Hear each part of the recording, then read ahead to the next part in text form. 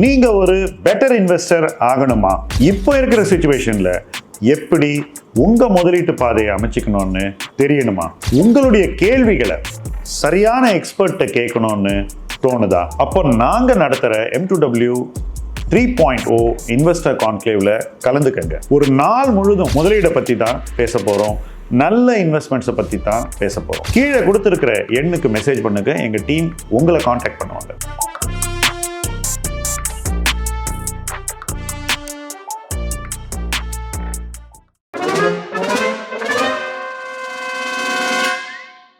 இந்த சேனலோட 90,000 people serious investors travel பண்ணிக்கிட்டே இருக்கீங்க.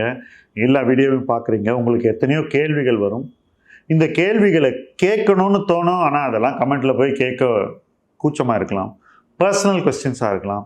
இந்த எல்லா கேள்விகளையும் நீங்கள் எங்கிட்ட கேட்கணுன்னாக்கா ஆஸ்க் மைல்ஸ்டோன்ஸ் டு வெல்த் எனிதிங்ன்ற என்னுடைய ஒரு ஹெல்ப்லைன் இருக்குது. AMA அப்படின்னு நம்ம சொல்கிறோம்.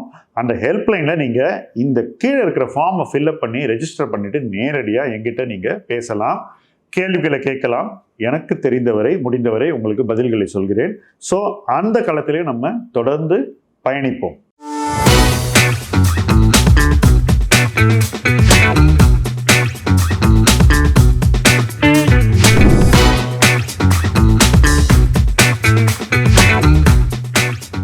ஒரு கோடி ரூபாய் வீடு வாங்கும் ஸ்ட்ராட்டஜி. இன்னைக்கு பேசலாம் பர்சனல் ஃபைனான்ஸில். நம்முடைய டாபிக் இதுதான். எல்லாருக்குமே ஒரு கோடி ரூபாய்க்கு ஒரு வீடு வாங்க வேண்டிய ஒரு தேவை இருக்கும். ஏன்னா 1 கோடி ரூபாய்க்கு கீழே என்ன கிடைக்குது? இன்னைக்கு ஒன்றுமே கிடைக்க மாட்டேங்குது.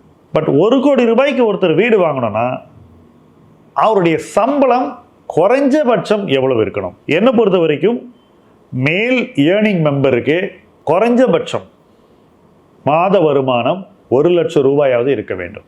இப்போ உங்கள் வருமானம் 1 லட்ச ரூபான்னு வச்சுக்கோங்க. உங்களுக்கு இன்கம் டேக்ஸ் கிடையாது ஃபர்ஸ்ட்டு. ஸோ மொத்த பணமும் உங்கள் கையில் கிடச்சிரும்.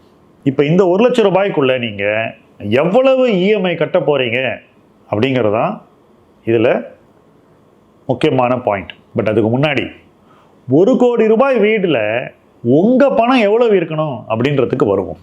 குறைஞ்சபட்சம் நீங்கள் 25 லட்ச ரூபா போட்டாகணும். உங்கள் பணமாக நீங்கள் 25 லட்ச ரூபா போட்டுட்டாக்கா அதுக்கப்புறம் நீங்கள் கட்ட வேண்டியது EMI. உங்கள் லோனோட டியூரேஷன் எவ்வளோ வருஷம் இருக்கணும்னு கேட்டிங்கன்னா 25 இயர்ஸ் இருக்கணும். இன்ட்ரெஸ்ட் ரேட் 7.5% இருக்கணும். நிச்சயமாக கிடைக்கும். 7.5% இன்ட்ரெஸ்ட் ரேட் உங்களுக்கு கிடைக்கணும்னா நீங்கள் ஒரு நல்ல சிபில் ஸ்கோரை மெயின்டைன் பண்ணணும். ஒரு நல்ல சிபில் ஸ்கோரை நீங்கள் மெயின்டைன் பண்ணணும்னா நீங்கள் வாங்கின பணத்தை எல்லாம் உரிய நேரத்தில் கட்டியிருக்கணும். உதாரணத்துக்கு சிம்பிளாக சொல்கிறேன்.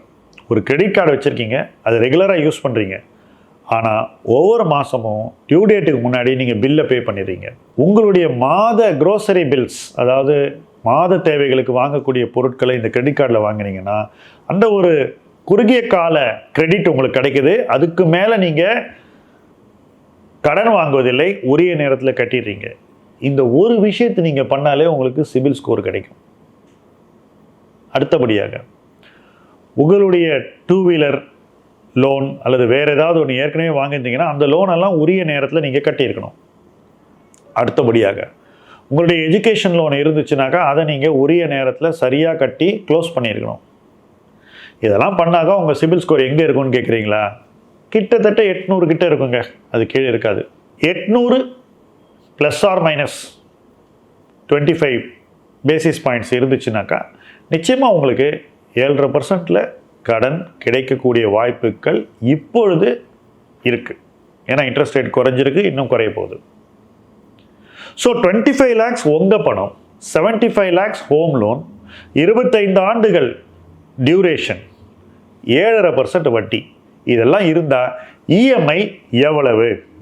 55,424 ரூபா உங்கள் EMI-யாக இருக்கும். ஸோ 1 lakhல 55,000 EMI-க்கு போயிடும். பாக்கி இருக்கக்கூடிய 45,000 ரூபாயில் நீங்கள் உங்கள் வாழ்க்கையை ஓட்டணும். எல்லா விஷயமும் அதுக்குள்ளே தான், இன்க்ளூடிங் உங்களுடைய மாதாந்திர SIP. இப்போது மெயின் ஏர்னிங் மெம்பருக்கு 1 lakh சேலரி இருக்குன்னு வச்சுப்போம், ஆணோ பெண்ணோ.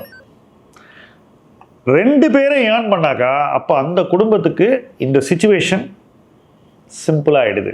ஏன்னா செகண்ட் ஏர்னிங் மெம்பருக்கு ஒரு 20,000 40,000 வரைக்கும் சம்பளம் இருக்குன்னு வச்சுப்போம், குறைஞ்சபட்சம். அதோட அதிகம் இருந்தால் பிரச்சனையே கிடையாது. அப்போது அவங்களால ஒரு 55,000 ரூபாயை இஎம்ஐ கட்ட முடியும். கிட்டத்தட்ட ஒரு 30,000-40,000 ரூபாய் அவங்களால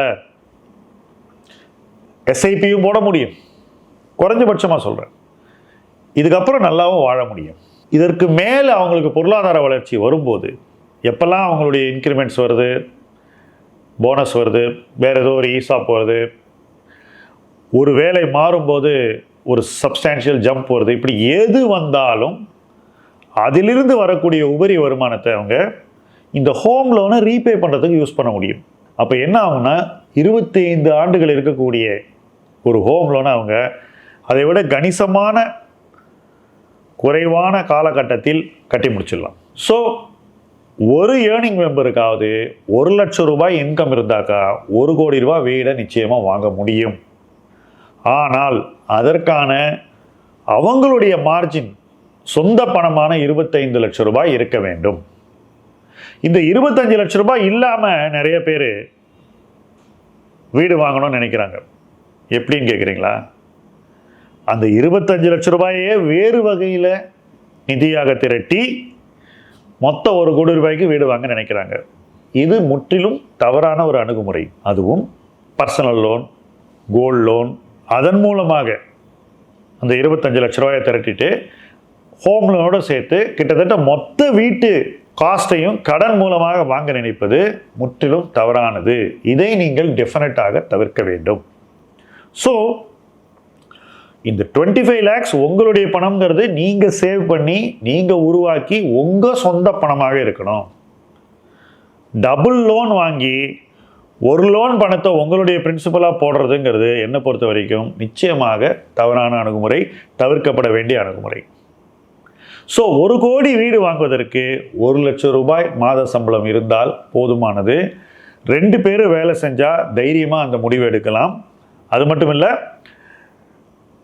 அதை இன்னும் சீக்கிரமாக 25 வருஷம் இல்லாமல் ஷார்ட்டர் பீரியட்லையும் பே பண்ண நீங்கள் முயற்சி பண்ணணும்.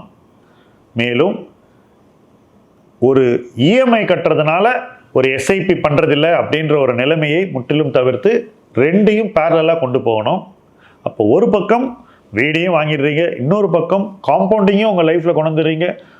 அடுத்த கட்டத்தில் நீங்கள் வளர வளர வீட்டு கடனை அடைச்சிடுறீங்க. வீட்டு கடனை அடைச்சி முடித்த உடனே மேலும் உங்கள் எஸ்ஐபியை கூட்டி காம்பவுண்டிங் உங்கள் வாழ்க்கையில் இன்னும் பெரும் பங்கு ஆற்றுவதற்கு ஒரு வாய்ப்பை நீங்கள் உருவாக்குகிறீர்கள். இதுதான் என்னை பொறுத்த வரைக்கும் ஒரு சிம்பிள் வீடு வாங்கிறதுக்கான டெம்ப்ளேட். உங்களுக்கு பிடிச்சிருக்குன்னு நினைக்கிறேன். பிடிச்சிருந்தா இதை நீங்கள் உங்கள் லைஃப்பில் எப்படி பின்பற்றலாம் அப்படின்னு யோசிக்க ஆரம்பிங்க. பர்சனல் ஃபைனான்ஸ் என்பது எல்லா விஷயங்களையும் சரியாக தீர்மானித்து நிறைவேற்றுவது. ஒரு குறுகிய காலகட்டத்தில் ஒரு விஷயத்தை செய்யணும்னா அதுக்கு டெஃபினட்டாக ஒரு பிளான் தேவை. அந்த பிளான் இம்ப்ளிமெண்ட் பண்ணக்கூடிய ஒரு பிளானாக இருக்கணும். ஷார்ட்கட் எடுக்கவே கூடாது. எதையும் நேர்த்தியாக செய்து முடிக்கக்கூடிய ஒரு அணுகுமுறையை நீங்கள் நிச்சயமாக கடைபிடிக்க வேண்டும். வீடு வாங்குவதில் இது ரொம்பவும் முக்கியம். இதை நிச்சயமாக நீங்கள் பின்பற்றுவீர்கள் என்று நம்புகிறேன். தொடர்ந்து இது போன்ற டாபிக்ஸில் பேசுவோம், இணைந்து பயணிப்போம். முதலீட்டு களம் உங்கள் களம்.